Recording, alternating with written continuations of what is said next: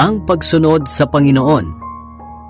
Maraming tao ang sumunod kay Jesus sa paglalakbay niya papuntang Jerusalem.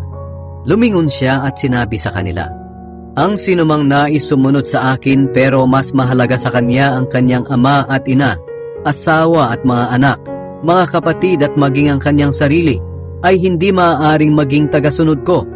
Ang sinumang ayaw sumunod sa akin dahil natatakot siyang mamatay para sa akin, ay hindi maaaring maging tagasunod ko. Ang sinumang gustong sumunod sa akin ay katulad ng isang tao na nagbabalak magtayo ng isang tore. Una, iisipin muna niya kung magkano ang magagastos niya sa pagpapatayo at kung may sapat siyang perang gagastusin hanggang sa matapos ito. Sapagkat kung hindi niya ito gagawin, baka hanggang pundasyon lang ang maipagawa niya at hindi na maipatapos. Kaya pagtatawanan siya ng makakakita nito. Sasabihin nila, nagpatayo ng bahay ang taong ito pero hindi na kayang ipatapos.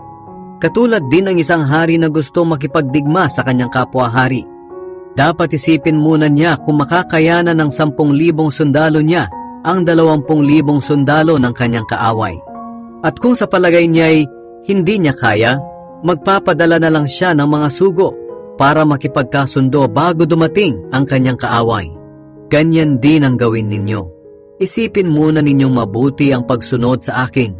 Dahil kung hindi ninyo magagawang talikuran ang lahat ng nasa inyo, ay hindi kayo maaaring maging tagasunod ko.